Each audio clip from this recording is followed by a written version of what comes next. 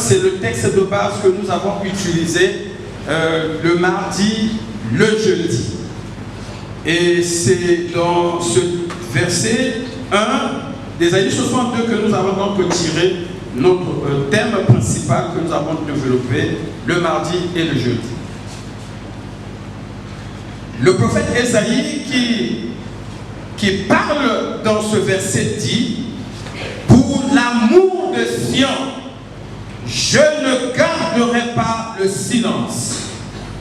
Pour Jérusalem, je n'aurai point de repos, que son salut n'ait éclaté comme un jet de lumière, et sa victoire comme une torche allumée.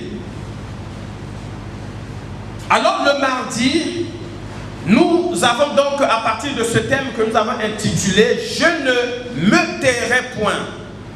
C'est le prophète qui parle, il le crie très haut et très fort, il est déterminé, animé, en tout cas par l'Esprit de Dieu, et il s'engage à défendre par la prière, à intercéder pour Sion, pour Jérusalem.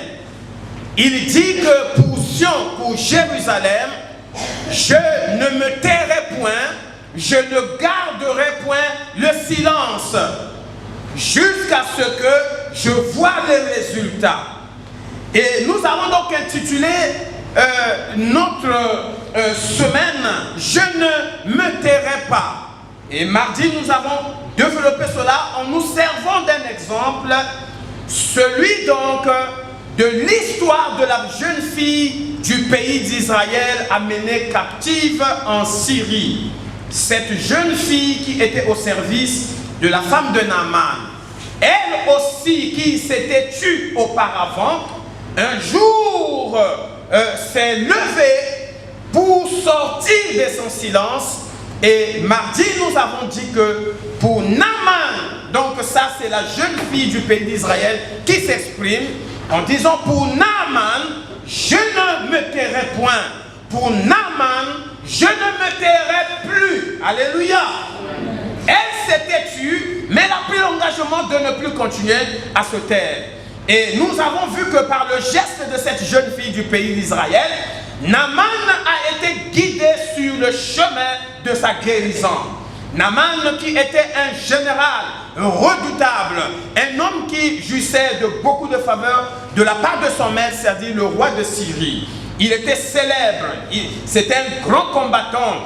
Il avait vaincu Israël à 7 reprises parce que Dieu l'avait permis. Alors ce Naaman qui avait été couronné, qui a reçu des médailles, qui a reçu des titres, qui a reçu des décorations, était bouleversé par un problème qu'il n'arrivait pas à vaincre, quoiqu'il était général de l'armée. Et face à son problème, à sa situation, toutes ces médailles, ces titres, ces décorations n'avaient plus aucun sens. Car lorsqu'il se débarrassait de sa tenue militaire, sa lèpre était toujours là. Et Naaman souffrait.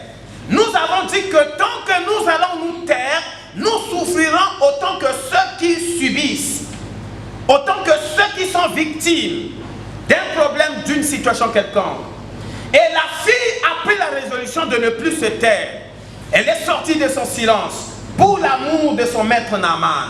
Et elle a dit à sa maîtresse, donc à être esclave ou servante, j'aurais gardé le silence. Assurément, le persécuteur n'a pas le souci du dommage causé au roi. Verset 5. Le roi Assuérus se récria et dit à la reine Esther: qui est-il? Où est-il celui qui a eu l'audace d'agir de la sorte? Ouais, il y a quelque chose qui est là. Malgré que Esther parle de son père, le roi est comme toujours aveuglé. Parce qu'en fait, vous voyez, le verset 5 est révélateur. Le roi aurait pu chercher, mais explique-moi, mais ton peuple dont tu me parles là, mais qui es-tu? Mais pourtant tu es la reine, mon épouse, mais qui es-tu? D'où tu sors? Parce que même Assuérus pensait qu'elle était perse. Par son prénom Esther. Un prénom babylonien. Mais elle avait caché son vrai nom hébreu, Adassa. Pour prendre un nom des étrangers.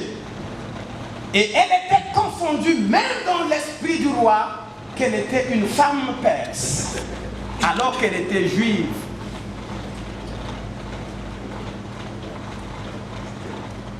Ce homme répliqua, verset 6, cet homme répliqua Esther, cruel et acharné, c'est ce méchant Aman que voilà. Aman fut atterré en présence du roi et de la reine. Verset 7, le roi s'était mis dans sa colère. Non, le roi s'était dans sa colère levé du festin pour gagner le parc du palais. Tandis qu'Aman se redressa pour demander grâce de la vie à la reine Esther, car il voyait que sa perte était résolue par le roi. Là encore, il y a quelque chose qui est révélateur. Aman qui au départ veut tuer Esther et sa race, mais Dieu renverse les données. Et c'est auprès de celle qu'on a ciblée pour être vue pour morte qu'on commence à demander grâce. Alléluia. Les gens viendront se courber devant toi au nom de l'Éternel. Ceux qui ont résolu vouloir te faire du mal, Dieu va renverser les données. Il changera les temps et les circonstances. Ces mêmes personnes viendront à tes pieds pour te servir. Alléluia.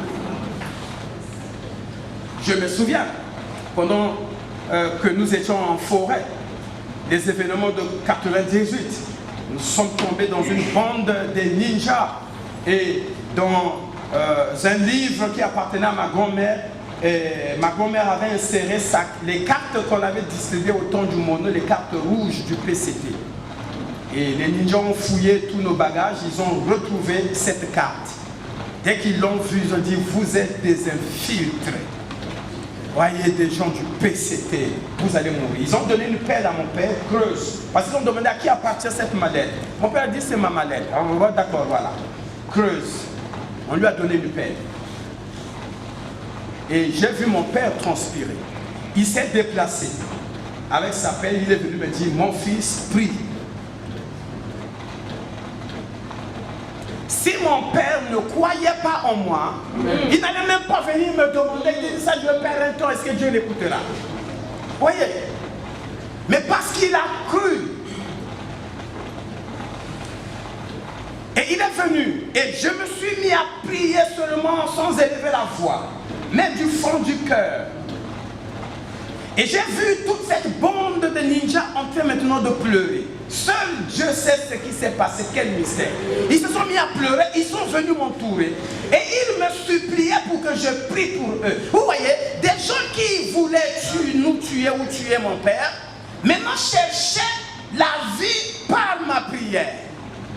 Ils nous ont même aidés, ils nous ont escortés jusqu'à la frontière terrestre de la RDC et nous nous sommes retrouvés en RDC. Alléluia. Si je m'étais tué, ou si mon père s'était tué pour accepter la mort, et qu'il ne m'avait pas demandé que je priais que moi aussi je m'étais tué, je n'allais rien faire. Parce que si vous n'entreprenez rien, le ciel ne va non plus rien entreprendre. Vous devez faire quelque chose pour que le ciel agisse. La puissance de Dieu est disponible, mais elle cherche sur quoi se reposer. Alléluia. Nous devons agir, ne nous taisons plus. Alors, ces versets nous révèlent une histoire merveilleuse. Esther est devenue reine de Perse à la place de Vasti qui a été répudiée. Mais Mardochée, son cousin, lui a dit, ne donne pas ton origine ni ton nom d'origine. ne fait rien connaître. Et quand le roi épouse une femme dont il croit être une Perse, alors qu'elle était juive, alors qu'elle était esclave, elle devint reine. Esther continue à se taire, mange au palais, boit, mange, dort, reçoit les honneurs, mais elle se tait. Son peuple vit au dehors. Son peuple connaît les calamités. Un homme s'élève en dignité du nom d'Aman.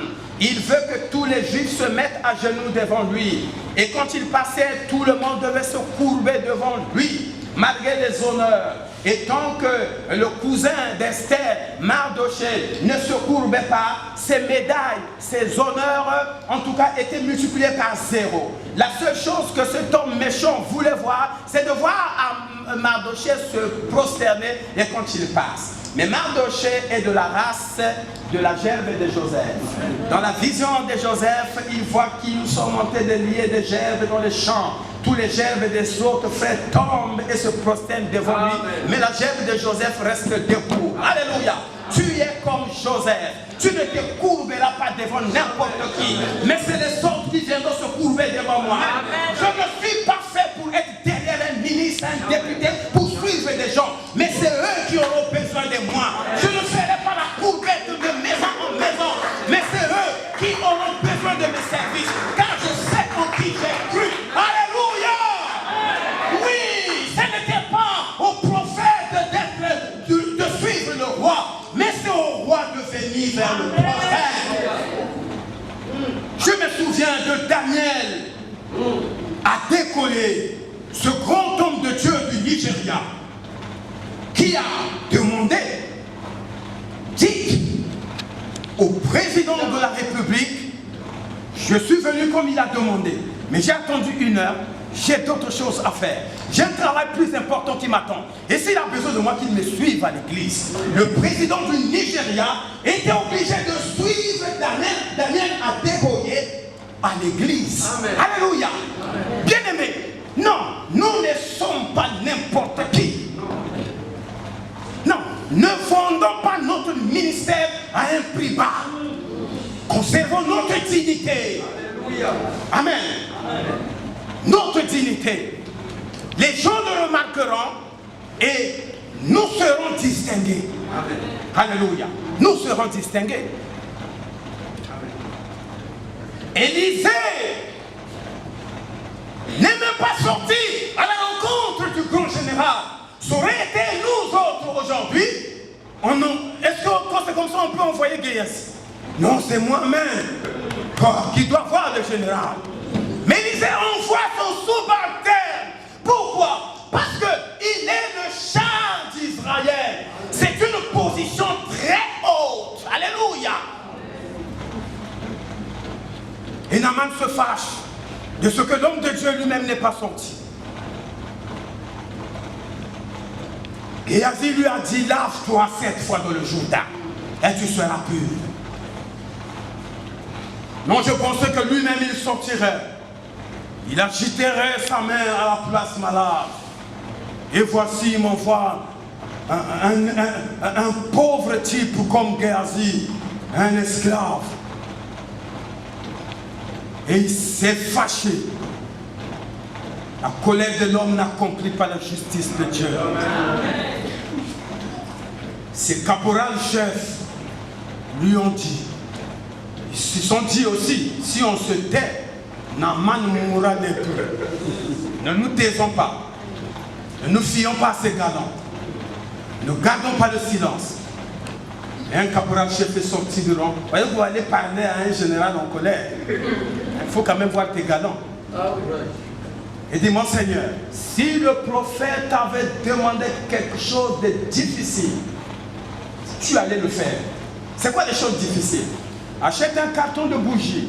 Achète le sel rouge, achète le parfum de Saint-Michel, achète ceci, trouve-moi la feuille de je ne sais pas de quoi.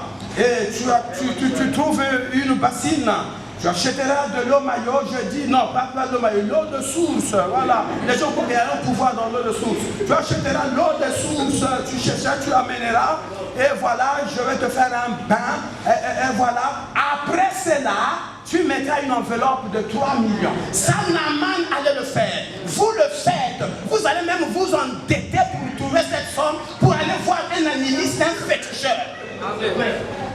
Mais le caporal-chef dit, mon général, mais il te dit, lave-toi.